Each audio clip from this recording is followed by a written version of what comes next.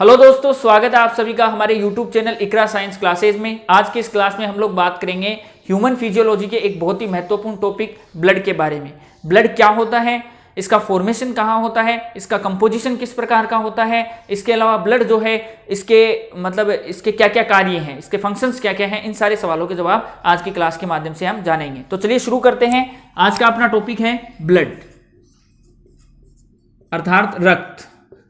रक्त की अगर हम बात करें तो सबसे पहली अहम बात जो हमें ध्यान रखनी है कि रक्त का अध्ययन जो हम कर रहे हैं या रक्त का जो अध्ययन किया जाता है वो विज्ञान की जिस शाखा में किया जाता है उसको हम कहते हैं हीमेटोलॉजी। रक्त का अध्ययन जो है वो क्या कहलाता है? हीमेटोलॉजी। पहली बात तो ये ध्यान रखना, स्टडी ऑफ ब्लड जो है वो हीमेटोलॉजी कहलाती है। इसके अलावा अगर हम बात करें तो ब्लड क्या है? ब्लड जो है वो हमारी बॉडी के अंदर पाया जाने वाला एक लिक्विड सब्सटेंस होता है, एक तरल पदार्थ होता है। और ये जो तरल पदार्थ होता है ये सामान्यतया हमारे शरीर के अंदर अस्थि मज्जा में बनता है। अस्थि मज्जा क्या होती है? अस्थि मज्जा हमारी बॉडी के अंदर जो बोन्स होती है, जो अस्थियां होती है, वो उन अस्थियों के अंदर पाए जाने वाले जो स्पंज लाइक टिश्यूज होते हैं उनको हम कहते हैं अस्थि मज्जा।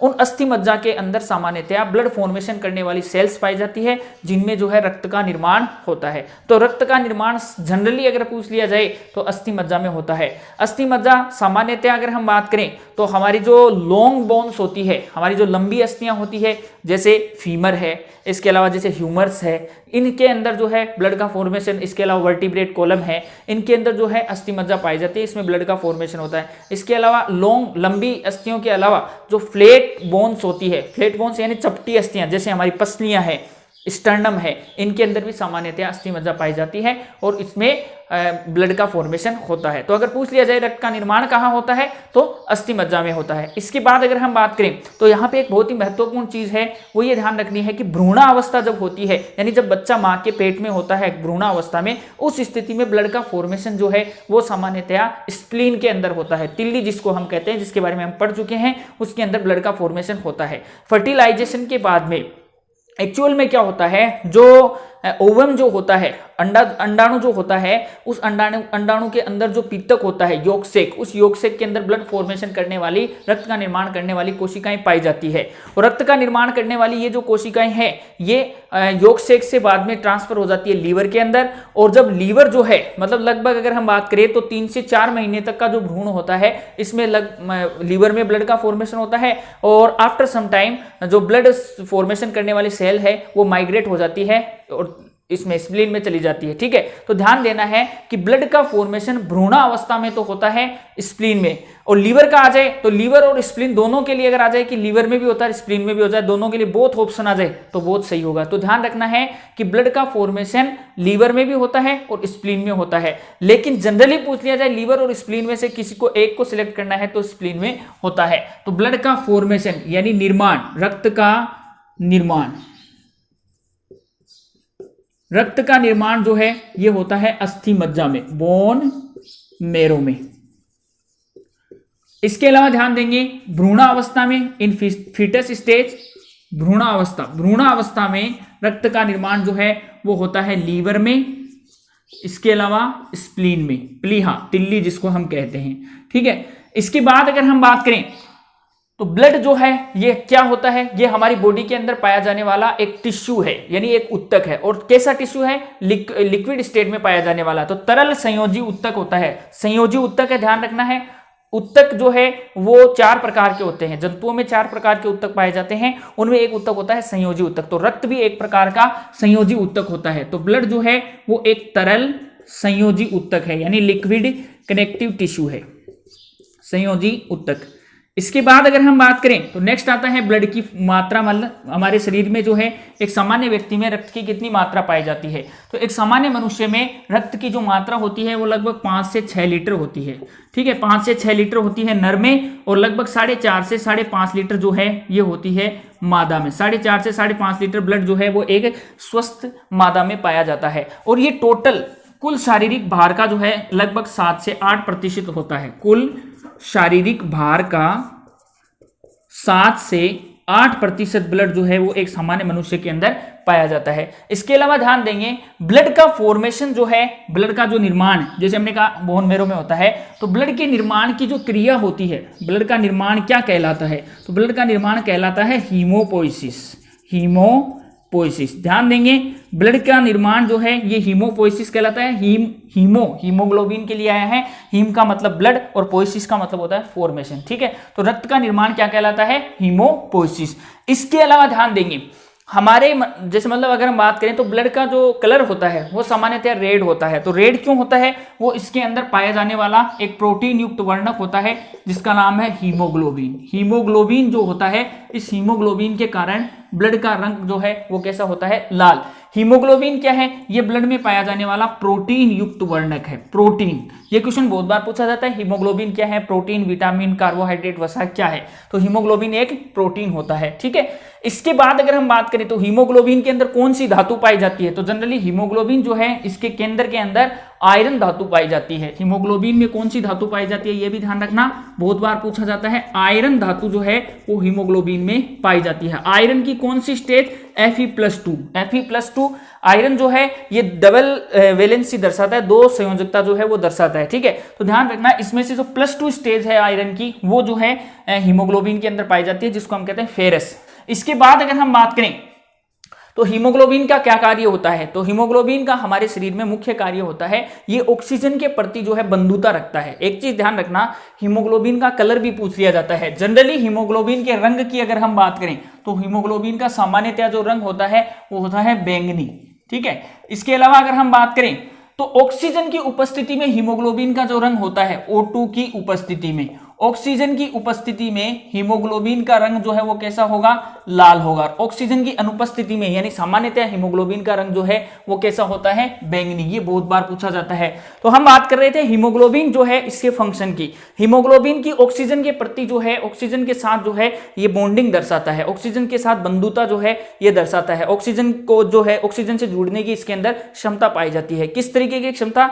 ये ऑक्सीजन के साथ जुड़ता है तो सामान्यतया एक तरीके से ये ऑक्सीजन के साथ जुड़ने का जो प्रोसेस है हीमोग्लोबिन का वो होता है रिवर्सिबल प्रोसेस, ठीक है। यानी उत्क्रमणीय प्रक्रिया के द्वारा हीमोग्लोबिन ऑक्सीजन से जुड़ता है और ऑक्सी हीमोग्लोबिन बनाता है। और ये जो ऑक्सी हीमोग्लोबिन है वो फिर हमारी सेल्स के अंदर जाकर के वापस से टूट जाता है ऑक्सीजन और हीमोग्लोबिन में, जिसमें से ऑक्सीजन हमारी सेल्स रख लेती है जो सामान्यतः सेल रेस्पिरेशन, कोशिकीय श्वसन के अंदर काम में आती है, और हीमोग्लोबिन वापस से ब्लड के साथ आ जाता है। तो एक तरीके से हीमोग्लोबिन ऑक्सीजन को हमारी सेल्स तक लेके जाने में बहुत महत्वपूर्ण भूमिका निभाता है, क्योंकि ऑक्सीजन को ये अपने साथ जोड़ सकता है। एक हीमोग्लोबिन अणु जो है वो सामान्यतः 4 ऑक्सीजन परमाणुओं को ले जा सकता है। ये बहुत ही महत्वपूर्ण बात है। एक हीमोग्लोबिन अणु जो है वो 4 ऑक्सीजन परमाणुओं को ले जा सकता है, 4 ऑक्सीजन परमाणु, ठीक है। 1 हीमोग्लोबिन मॉलिक्यूल जो है वो 4 ऑक्सीजन एटम को कैरी कर सकता है। इसके बाद अगर हम बात करें तो हीमोग्लोबिन जो है इसकी बंधुता न केवल ऑक्सीजन के प्रति बल्कि कार्बन डाइऑक्साइड के प्रति भी होती है। इसके अलावा अगर हम बात करें तो कार्बन मोनोऑक्साइड जो है उसके प्रति भी हीमोग्लोबिन की बंधुता होती है। हीमोग्लोबिन की बंधुता का क्रम इन तीनों गैसों के प्रति अगर हम देखें तो सबसे ज्यादा हीमोग्लोबिन की बंधुता होती है कार्बन मोनोऑक्साइड के प्रति, इसके बाद जो है ऑक्सीजन के प्रति, और इसके बाद जो है कार्बन डाइऑक्साइड के प्रति। ध्यान देना दोस्तों कि जो हीमोग्लोबिन है इसकी कार्बन मोनोऑक्साइड के प्रति जो बंधुता होती है वो ऑक्सीजन की तुलना में लगभग 250 से 300 गुना ज्यादा होती है। यानी जहां पे एक हीमोग्लोबिन अणु एक बार में जो है या एक हीमोग्लोबिन अणु 4 ऑक्सीजन परमाणुओं को ले जा रहा है, वही सामान्यतः एक हीमोग्लोबिन अणु जो है वो कार्बन मोनोऑक्साइड के लगभग 1000 से 1200 अणुओं को एक साथ कैरी कर सकता है, ठीक है। और कार्बन डाइऑक्साइड के प्रति जो है इसकी सबसे कम बंधुता होती है। ध्यान देना कार्बन डाइऑक्साइड जो है इसका हमारी बॉडी के अंदर सर्कुलेशन जो है उसमें भी हीमोग्लोबिन की बहुत ही महत्वपूर्ण भूमिका होती है। हमारी बॉडी के अंदर जितनी कार्बन डाइऑक्साइड जो है वो सर्कुलेट होती है उसमें से 70% तो बाइकार्बोनेट आयन के रूप में, इसके अलावा 23% जो है 23% कार्बन डाइऑक्साइड का परिवहन जो है वो हीमोग्लोबिन के द्वारा होता है, ठीक है। तो ये कुछ महत्वपूर्ण बातें हैं जो आपको ध्यान रखनी है। इसके बाद अगर हम बात करें तो यहां पे सवाल आता है एक तो कार्बन मोनोऑक्साइड क्या होती है। कार्बन मोनोऑक्साइड जो है ये एक विषैली गैस है जो कि कार्बन के अपूर्ण दहन या हम क्यों यूं कह सकते हैं आंशिक दहन के कारण से उत्पन्न होती है। जब कार्बन जो है उसको जलते समय पर्याप्त मात्रा में ऑक्सीजन नहीं मिलती है तो उस स्थिति में कार्बन मोनोऑक्साइड गैस बनती है, जो कि एक विषाक्त गैस है जिसको दम घोटू गैस भी कहते हैं। कार्बन मोनोऑक्साइड क्या करती है, कार्बन मोनोऑक्साइड जो है वो सामान्यतः हीमोग्लोबिन के साथ जुड़ करके एक यौगिक बनाती है और उस यौगिक का नाम है कार्बोक्सी हीमोग्लोबिन। कार्बोक्सी हीमोग्लोबिन, ध्यान देंगे ये कार्बोक्सी हीमोग्लोबिन का बनना जो है वो एक प्रकार का इरिवर्सिबल प्रोसेस है, यानी अनुत्क्रमणीय प्रक्रम होता है। कार्बोक्सी हीमोग्लोबिन जो है ये सामान्यतः जब हमारी सेल्स में जाता है तो उस स्थिति में क्या होता है, ये मतलब हीमोग्लोबिन जो है उससे ये कार्बन मोनोऑक्साइड जो है वो अलग नहीं होती है, ठीक है। इसकी वजह से क्या होता है, हीमोग्लोबिन जितना भी बॉडी में होता है वो सारा का सारा कार्बन मोनोऑक्साइड के अणुओं से जुड़ जाता है, जिससे कोशिकाओं को क्या नहीं मिल पाती, ऑक्सीजन। जब कोशिकाओं को ऑक्सीजन नहीं मिल पाती तो सेलुलर रेस्पिरेशन नहीं हो पाता, जिससे कोशिकाएं जो है वो बेचैन हो जाती है, ठीक है, और आदमी की दम घुटने से मौत हो जाती है, ठीक है। तो इसलिए जो है ये जो कार्बन मोनोऑक्साइड गैस होती है इसको हम सफोकेशन गैस भी कहते हैं, यानी दम घोटू गैस। ये बहुत बार पूछा जाता है कि किस गैस को दम घोटू गैस कहते हैं, तो ध्यान देंगे कार्बन मोनोऑक्साइड जो है इसको हम दम घोटू गैस कहते हैं, और ये जो है कार्बन के अपूर्ण दहन से उत्पन्न होती है। ये बहुत बार क्वेश्चन पूछा जाता है। इसके बाद ध्यान रखना कि ये जो कार्बन मोनोऑक्साइड है ये सामान्यतः जो हम अंगीठी जला करके सोते हैं सर्दियों के मौसम में उसमें उत्पन्न होती है। क्या होता है कि जब हम कमरे को चारों ओर से बंद कर लेते हैं, ठीक है, तो रात्रि में हम सो जाते हैं कमरे को बंद करके सर्दी के अंदर, और उससे क्या होता है फिर कमरे के अंदर जो ऑक्सीजन होती है वो तो उन कोयलों, अंगीठी के अंदर जो कोयले होते हैं उनको जलने के काम में आ जाती है, ठीक है। फिर ऑक्सीजन धीरे धीरे जब कम होने लग जाती है कमरे में तो उस स्थिति में कोयले जो है वो तो जलना जारी रखते हैं। जब कोयले ऑक्सीजन की सीमित मात्रा में जलते हैं या ऑक्सीजन की अनुपस्थिति में जलते हैं तो ये गैस बनने लग जाती है, ठीक है। और फिर ये गैस जब श्वास के साथ हमारे शरीर में जाती है तो उसकी वजह से दम घुटने से व्यक्ति की मौत हो जाती है। इसलिए बंद कमरे में अंगीठी जलाकर सोना जो है वो हानिकारक है, ये ध्यान देंगे। इसके बाद अगर हम बात करें तो हम बात कर रहे हैं ब्लड के बारे में।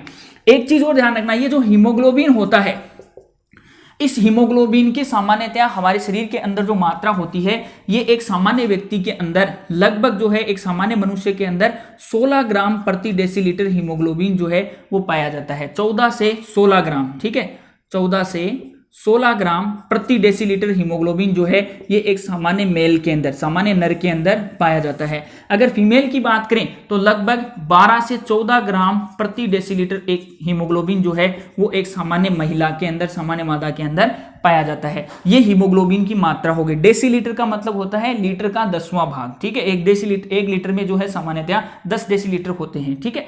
इसके बाद अगर हम बात करें तो नेक्स्ट आता है इसके अंदर कि हीमोग्लोबिन की अगर कमी हो जाती है तो क्या हो, तो हीमोग्लोबिन की जब कमी हो जाती है तो उस स्थिति को हम कहते हैं एनीमिया। एनीमिया जो है ये हीमोग्लोबिन की कमी होती है। हीमोग्लोबिन की कमी को हम कहते हैं एनीमिया, रक्त की कमी भी बोल सकते हैं। हीमोग्लोबिन की कमी है इसका मतलब आयरन की भी कमी है, तो एनीमिया जो है वो आयरन की कमी भी जो है वो क्या कहलाती है, एनीमिया, आयरन की कमी। इसके अलावा रक्त की कमी जो है वो भी क्या कहलाती है, एनीमिया कहलाती है। तो ये ध्यान देंगे कि ये तीनों जो है पूछ लिया जाता है कि आयरन की कमी क्या कहलाती है, हीमोग्लोबिन की कमी क्या कहलाती है, रक्त की कमी क्या कहलाती है। इन तीनों का जवाब एक ही होगा, क्या कहलाएगी, एनीमिया, रक्ताल्पता, रक्त की कमी। इसके बाद अगर हम बात करें तो ब्लड जो है इसका कंपोजिशन किस प्रकार का होता है, यानी रक्त का संगठन जो है वो किस प्रकार का होता है रक्त के अंदर, और कौन कौन से पदार्थ या कौन कौन सी चीजें जो है वो पाई जाती है, इसको हम थोड़ा सा देख लेते हैं। तो नेक्स्ट है रक्त का संगठन। संगठन यानी इसके अंदर क्या क्या पाया जाता है, कंपोजिशन ऑफ ब्लड। रक्त के संगठन की अगर हम बात करें तो जो ब्लड रक्त जो होता है इस सामान्यतः रक्त को 2 पार्ट में बांटा गया है। रक्त को 2 भागों में बांटा जा सकता है। पूरा का पूरा जो रक्त है इसको 2 भागों में बांटा गया है। एक तो रक्त का तरल भाग, लिक्विड पार्ट, और एक इसका ठोस भाग यानी सॉलिड पार्ट। तो एक तो हो गया रक्त का तरल भाग, ठीक है, और दूसरा होता है इसका ठोस भाग, सॉलिड पार्ट। जो रक्त का तरल भाग होता है इस तरल भाग को हम कहते हैं प्लाज्मा। ध्यान देना, प्लाज्मा क्या होता है, liquid part of blood is called plasma. रक्त का तरल भाग क्या कहलाएगा, प्लाज्मा कहलाएगा। इसके अलावा ध्यान देंगे ये जो प्लाज्मा होता है ये टोटल ब्लड का लगभग 55% होता है, ठीक है। संपूर्ण रक्त में प्लाज्मा कितने प्रतिशत होता है, 55%। ये लगभग लाइट येलो कलर का होता है, मतलब हल्के पीले रंग का होता है, ठीक है।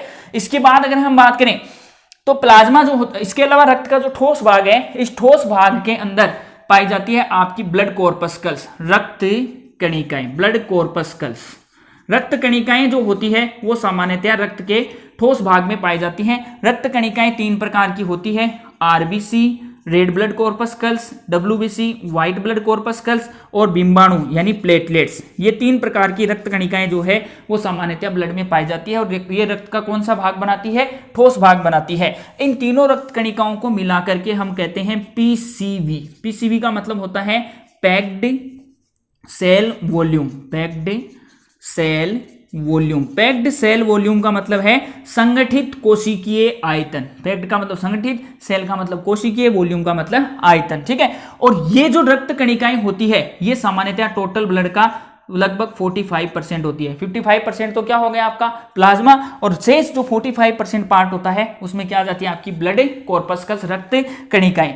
इसके बाद अगर हम बात करें तो ये जो प्लाज्मा होता है ये सामान्यतः हल्के पीले रंग का द्रव होता है और इस प्लाज्मा के अंदर भी बहुत सारी चीजें पाई जाती है। मुख्यतः प्लाज्मा का जो संगठन है, प्लाज्मा के जो घटक है उनको 3 भागों में वर्गीकृत किया गया है। प्लाज्मा में 3 प्रकार की चीजें पाई जाती है। कौन कौन सी?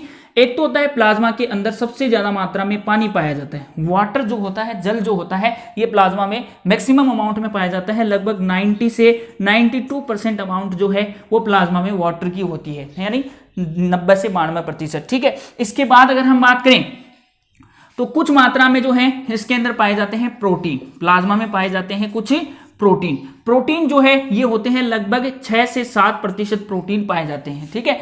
प्रोटीन, प्लाज्मा में पाए जाने वाले प्रोटीन 3 प्रकार के होते हैं।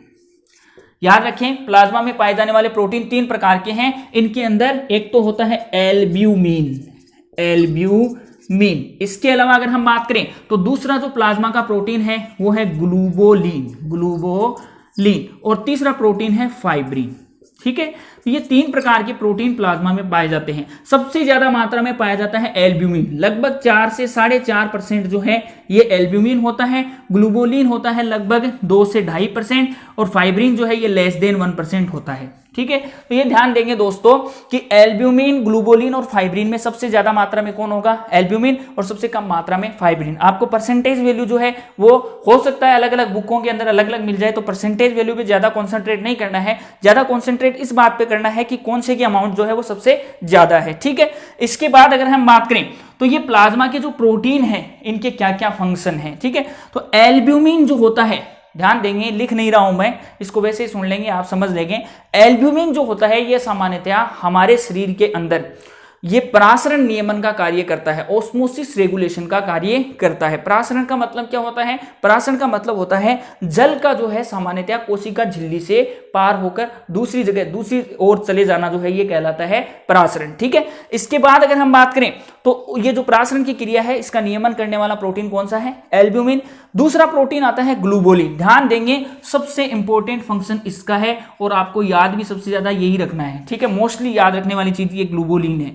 ग्लूबोलिन जो है इसका मुख्य कार्य होता है एंटीबॉडी फॉर्मेशन करना। एंटीबॉडी, एंटीबॉडी, एंटीबॉडी जिनको हम प्रतिरक्षी कहते हैं। प्रतिरक्षी के निर्माण में कौन सा प्रोटीन सहायक होता है? ग्लूबोलिन, ठीक है।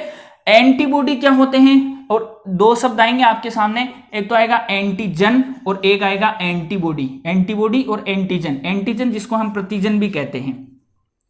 फिलहाल यहां पे मैं शॉर्ट में आपको बता रहा हूं, जब हम इम्यून सिस्टम पढ़ेंगे तब विस्तृत चर्चा करेंगे एंटीजन और एंटीबॉडी की। लेकिन फिलहाल इतना ध्यान रखना, एंटीजन क्या होता है? एंटीजन जो है वो एक्सटर्नल फैक्टर होते हैं, बाह्य कारक हैं जो हमारी बॉडी के अंदर आते हैं और हमारे इम्यून सिस्टम को स्टिमुलेट करते हैं, हमारे प्रतिरक्षा तंत्र को उत्तेजित करते हैं, ठीक है।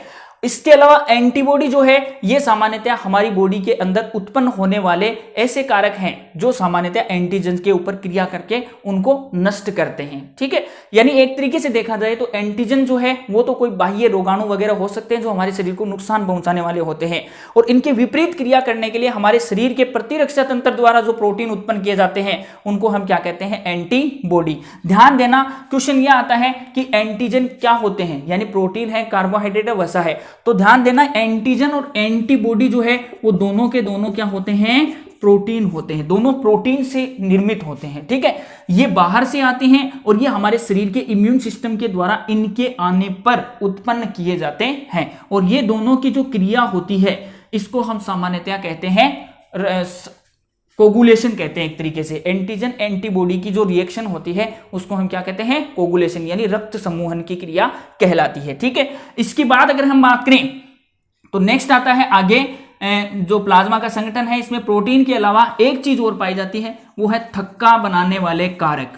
थक्का बनाने वाले कारक, थक्का बनाने वाले कारक सामान्यतः इनको कहते हैं प्रोथ्रोम्बिन। प्रोथ्रोम्बिन याद रखेंगे दोस्तों कि प्रोथ्रोम्बिन जो है वो क्या होते हैं, ब्लड प्लाज्मा में पाए जाने वाले क्लोटिंग फैक्टर जो है वो क्या कहलाते हैं, प्रोथ्रोम्बिन कहलाते हैं। और ये प्लाज्मा के अंदर लगभग 1% मात्रा में पाए जाते हैं। ठीक है, और इनकी जो संख्या होती है वो 13 होती है, यानी 13 प्रकार के थक्का बनाने वाले कारक क्लोटिंग फैक्टर जो है वो प्लाज्मा में पाए जाते हैं। इनका निर्माण जो होता है वो सामान्यतया होता है लीवर में। ये बहुत महत्वपूर्ण क्वेश्चन है कि प्रोथ्रोम्बिन का फॉर्मेशन कहाँ होता है, तो लीवर में होता है। इसके अलावा इनके निर्माण में कौन सा विटामिन सहायक है, ये भी बहुत महत्वपूर्ण क्वेश्चन है। तो इनके निर्माण में जो विटामिन सहायक है वो होता है विटामिन के, जिसको हम कहते हैं फाइलोक्विनोन। फाइलोक्विनोन या विटामिन के जो है, फाइलोक्विनोन विटामिन के का ही रासायनिक नाम है। तो ये जो है सामान्यतः इन क्लोटिंग फैक्टर के निर्माण में सहायक होता है। ठीक है,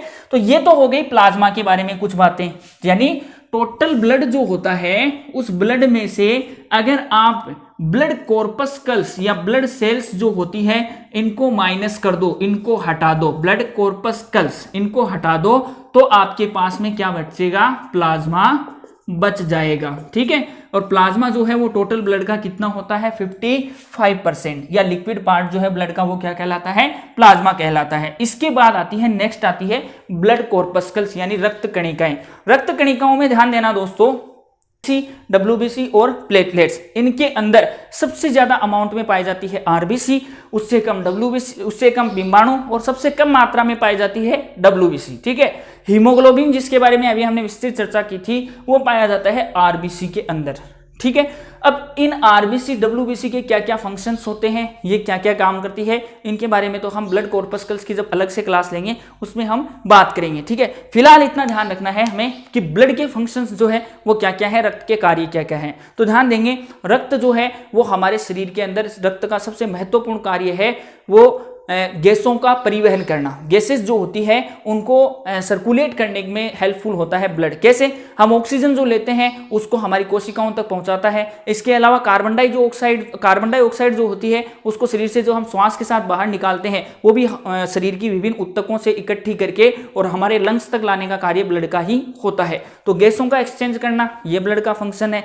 इसके अलावा अगर हम बात करें, या गैसों का एक्सचेंज नहीं, सॉरी, गैसों का सर्कुलेशन करना, गैसों का परिवहन करना। इसके बाद अगर हम बात करें तो दूसरा ब्लड का जो महत्वपूर्ण फंक्शन है वो है न्यूट्रिएंट्स, जो पोषक तत्व होते हैं उनको शरीर के सभी भागों तक पहुंचाना, और उन पोषक तत्वों को शरीर के सभी भागों तक पहुंचा करके शरीर के विभिन्न भागों में बनने वाले जो एक्सक्रेटरी सब्सटेंस होते हैं, उत्सर्जी पदार्थ, हार्मफुल सब्सटेंस जो होते हैं उनको उत्सर्जी अंगों तक लेकर के आना, ये भी ब्लड का मुख्य कार्य होता है। इसके बाद अगर हम बात करें तो जो ब्लड है इसका एक और कार्य है, ये हमारे शरीर के अंदर सामान्यतः हमारे शरीर का तापमान नियमन का कार्य करता है। ठीक है, इसके अलावा हमारे शरीर की pH नियमन का कार्य करता है। pH से याद है, ध्यान रखना दोस्तों, रक्त की जो प्रकृति होती है वो क्षारीय होती है। रक्त की प्रकृति कैसी होती है, क्षारीय, एल्कलाइन नेचर का होता है, और रक्त का जो pH है वो 7.4 होता है। बहुत ही महत्वपूर्ण क्वेश्चन है, रक्त का pH कितना होता है, 7.4। ठीक है, तो ये जो है आज की क्लास में हमने जानी है रक्त के बारे में कुछ महत्वपूर्ण जानकारियां